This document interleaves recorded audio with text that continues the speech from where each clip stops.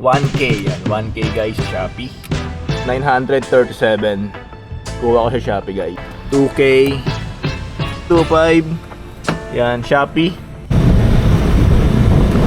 Good morning guys. Ngayon papunta tayo ng trabaho natin. I-test natin tong camera DJI Action 4. Bagong bilhin natin guys. Wala tayong budget pang Action 6, kaya Action 4 na lang. Sale kasi guys sa 12.12, kaya nabili ko siya ng 10.5 guys. Ang standard combo nila. Yan. Check natin yung quality ng camera. Kung sa ganitong makulimlim saka umaga. So yung layo din ng ng pagka wide niya, pagka ultra wide niya, yan. Kung okay ba guys, kasi di ko pa na check to kasi kahapon lang to dumating guys ng gabi. Pansin nyo guys sa mga video natin nakaraan, yung pagka ultra wide ng GoPro parang kulang, no? Saktuhan yung side mirror sa monitor, yan, sa monitor o sa video, saktuhan siya. Ito guys, ewan ko kung saktuhan din. Maganda kasi may may view pa sa left and right natin. May onting space pa para kita, di ba? Wala pa din tayong mic para dito sa DJI Action 4 natin. Yun nga, kararating lang kahapon. So, ang itetest lang muna natin dito yung quality niya pagdating sa ganitong makulimlim. Saka syempre yung pagka ultra wide niya, kung okay ba. Kaya yung noise nito guys, maingay. Rinig na rinig siguro yung mga ingay ng sakyan dito. Wala tayong mic no? Kahit yung mic cord siguro, no? Lalo, hindi guys pag umulan kasi parang mababasa yun. So may masasuggest kayo dyan na mic para dito sa Action 4 natin. May mga OG sa pagbablog dyan. Ayan rinig na yung hangin, di ba?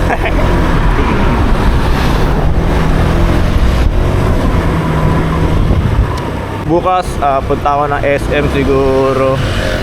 Hanap tayo ng mic doon. Dapat din guys sa Shopee, kaso galing pang China, ang tagal nun. Magpapasko na. Balak ko din guys mag long ride dyan sa Bataan. Coming Sunday guys, long ride ako dyan sa Bataan. First time ko lang na magagawi doon.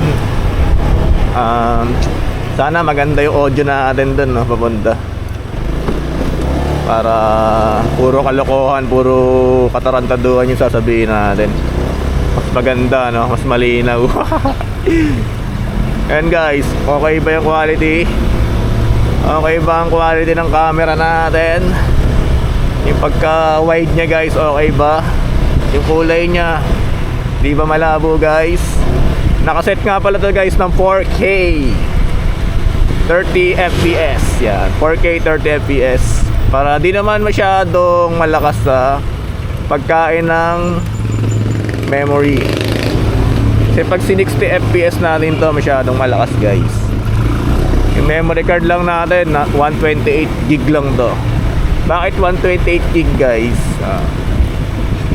Para agad edit, upload, delete. Ayoko na naiipon. Kaya bili tayo ng 500 gig, no? Pag nakorap guys, wala na, di ba?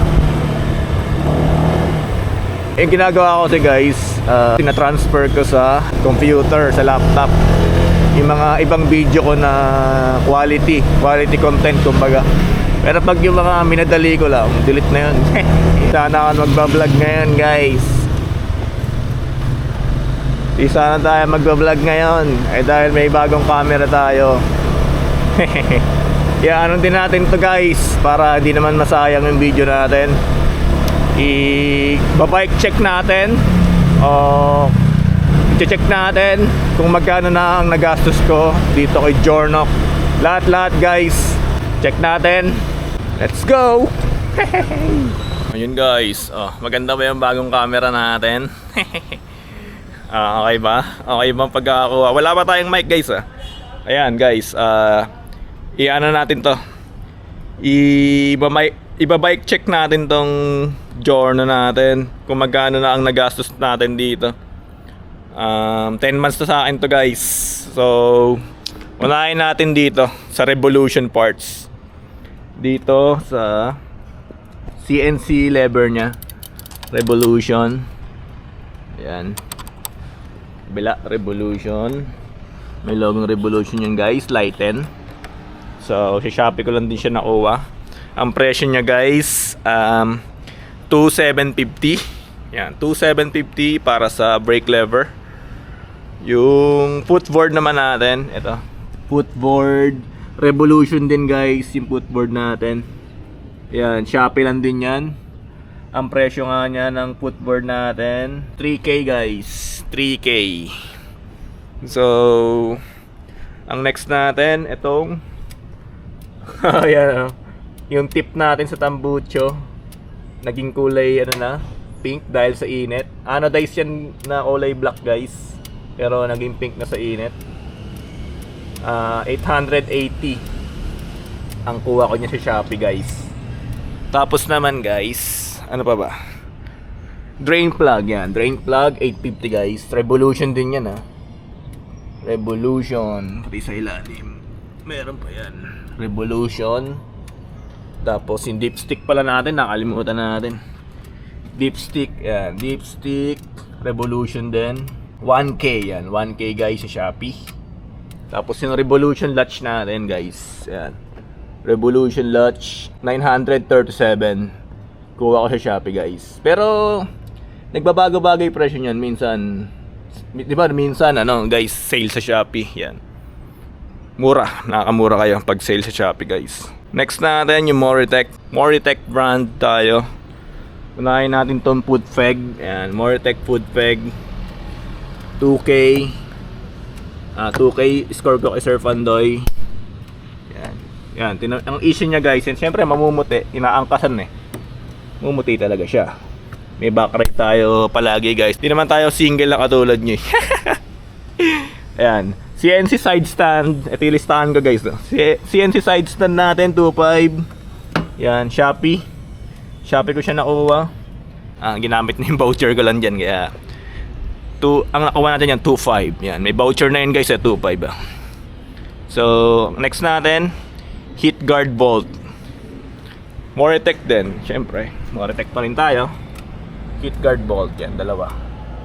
Ang kuha ko dyan guys 357. Next natin yung hose bracket nya sa front. Hose bracket. Ayan. Moritech din 920 Shopee. So next natin guys, hang na bolts. Unahin natin dito sa grab bar bolts. Ayan. Grab bar. Tatlo yan guys. Ayan. Ano siya? Grab bar natin 600. Ayan. CNC muffler and swing arm na bolts. Ayan. Yung tatlo na yan. Ayan. Kita nyo yan. 700. Ito 600 na guys. Yung maliliit na yan. Pati itong nasa gitna. Ayan. Ayan. Ano pa ba? Pati na sa loob dito guys. May dalawa dito yan. Silip ba yan? Ayan 600. Ang CNC double hook natin, TK Moto. Ayan. 1K 1074. Key cover TK Moto 610. Profender yan. Next natin siyempre yung pangmalakasang Profender natin. Profender X series guys, pang Giorno. Ayan 14K. Tapos dinagdagan natin ng CNC knob dito. Sale 267. Ang gastos natin dyan. So yung other brand natin, Bar End GTRS, and partnership ng ano ata to, sister company ata to ng Revolution. Ayan, GTRS Evolution. 900, yan 900 to guys.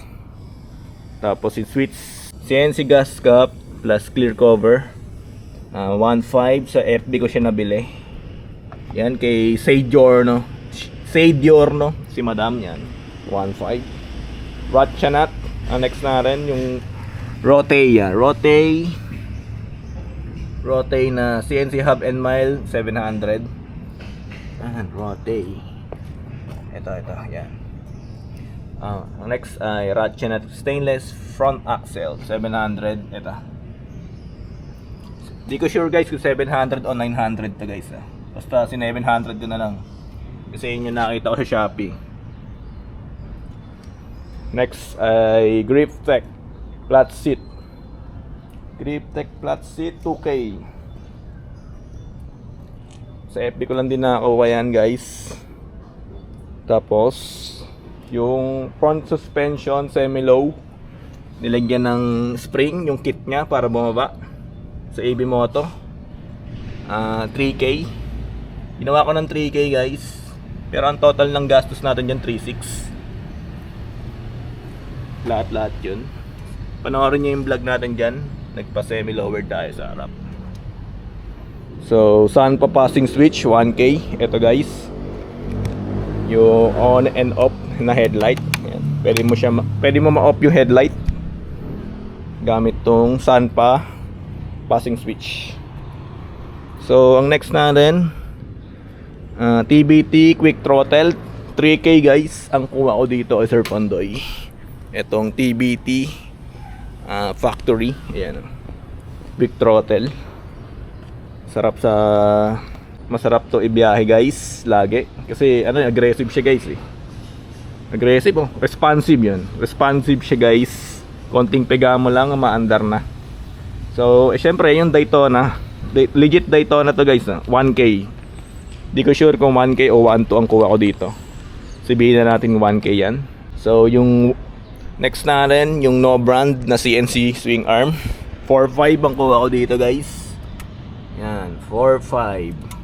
Pinatabasan natin sa vlog natin. Ayan, para pamasok in dipstick 4.5 yan. So adjustable plate holder natin yan. Possible brand 3D printed na. Adjustable plate holder. So adjustable plate holder natin 300. White tail light reflector. Yan, ito 200 guys, Shopee. Tapos clear tail light cover 900 kay Sir Pandoy. Plate light cover carbon yan. To carbon.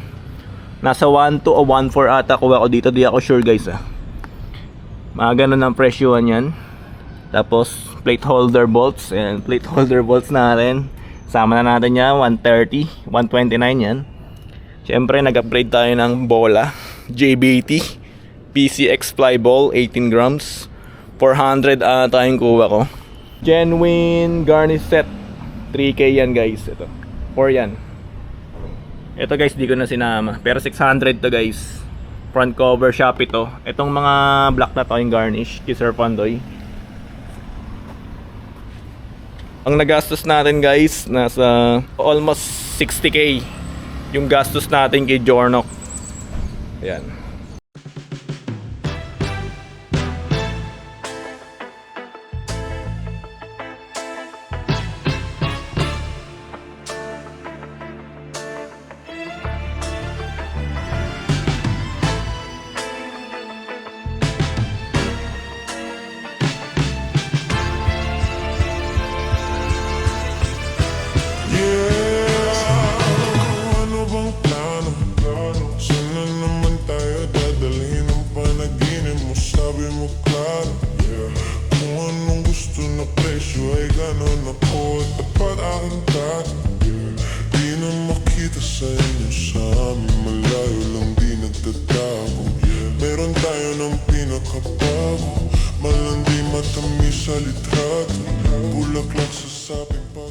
Guys, yun lang. Nasa 60K yung gastos natin. So, yun. Like, comment, and subscribe sa channel natin guys. Okay ba yung camera natin bago?